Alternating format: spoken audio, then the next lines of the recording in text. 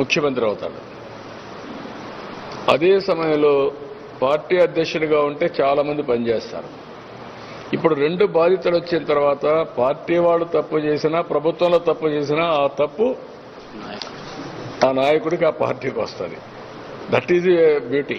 MRO తప్పు చేసినా ఆ తప్పు నాకే వస్తుంది. అరే ఈయనకోటి వేసాం, గట్టిగా చేస్తారనుకున్నాం, ఫర్మ్గా ఉంటాడనుకున్నాం, ఏంటి ఈయన కంట్రోల్ చేయలేకపోతున్నాడు అని అంటారు.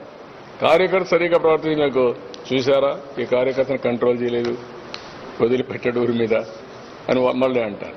ఈ రెండు బ్యాలెన్స్ చేసుకొని పరిపాలన చేయాలి.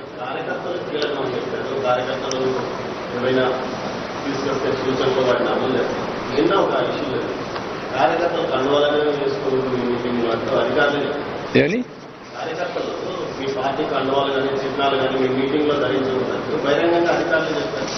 That is none of their duty. అలాంటి వాళ్ళు ఉంటే చాలా ఫర్మ్గా ఉంటాం.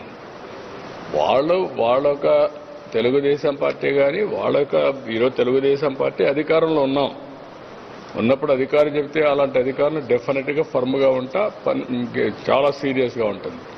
వాళ్ళు గుర్తుపెట్టుకోవాలి. It is a political governance అని పదే పదే చెప్తున్నాను నేను. ఈరోజు మీరందరూ ఉన్నారా? లాస్ట్ టైం మా కార్యకర్తలు ఇంటింటికి పోయి సూపర్ 6 కార్యక్రమాలు చెప్పారా లేదా? నమ్మించారా లేదా? ఓట్లేస్తే వచ్చామా లేదా? వచ్చేనాక నేను ముఖ్యమంత్రి అయ్యాను. ముఖ్యమంత్రి అవుతానని ట్రాన్స్ఫర్ చేసి సిఎస్ను కూడా ట్రాన్స్ఫర్ చేసే అధికారం నాకు ఉందా లేదా? మరి దట్ ఈస్ ది డెమోక్రసీని అర్థం చేసుకోవాలి. ఆఫీసర్లు కూడా తప్పు చేయకూడదు.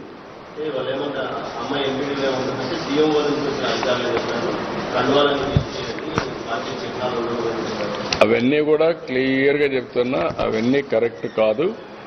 వాళ్ళ పద్ధతులు బట్టి వాళ్ళు చేసుకుంటారు. కానీ ఓవరాల్గా పార్టీ వాళ్ళు ఉంటారు, ప్రజలు ఉంటారు, న్యూట్రల్స్ ఉంటారు, అవతల వాళ్ళు ఉంటారు. అందరికీ న్యాయం చేయడం ముఖ్యమంత్రిగా నా బాధ్యత.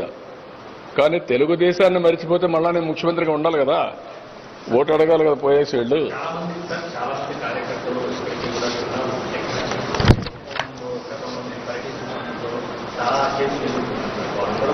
ఉన్నాయి, చాలా కేసులు ఉన్నాయి. ఒక్కడే కాదు, రాష్ట్రం అంతా ఉన్నాయి. మామూలు కేసులు పెట్టలేదు.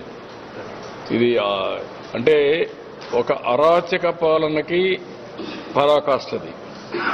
సరే నాకు జరిగిందని కాదు నేను చెప్పడం.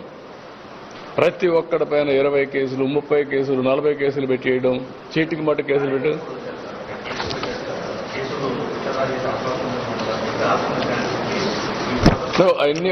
అన్నీ ఉన్నాయి. చట్టపరంగా ఏమేమి ఉన్నాయో అవన్నీ చేస్తాం. ఇప్పుడు మీ మీద ప్రెస్ వాళ్ళ పైన పెట్టారు, నేను అధ్యయనం చేస్తున్నా. ప్రెస్ వాళ్ళ పైన పెట్టిన కేసులన్నీ కూడా ఒక జీవోని ఇష్యూ చేసి తీసేస్తాం. 5 ఏళ్లలో ఎక్కడ ప్రెస్ వాళ్ళ పైన పెట్టినా ఆ కేసులను రద్దు చేస్తాం. ఇది undemocratic. Even there are supreme court decisions also. రాజకీయ కక్షతో ప్రెస్ వాళ్ళ పైన కేసులు పెట్టడం ఏంటి? ఎవరు నేర్పించారు మీకు ఇవన్నీ?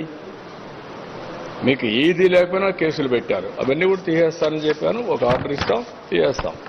అట్లా కుప్పంలో ఆక్సిజన్ ప్లాంట్లు 2 పనిచేయడం లేదు. దాంతో కాకుండా ₹1 కోటి విలువ చేసి ఆధునిక పరికరాలు పనిచేయడం లేదు. మూలన పడ్డాయి.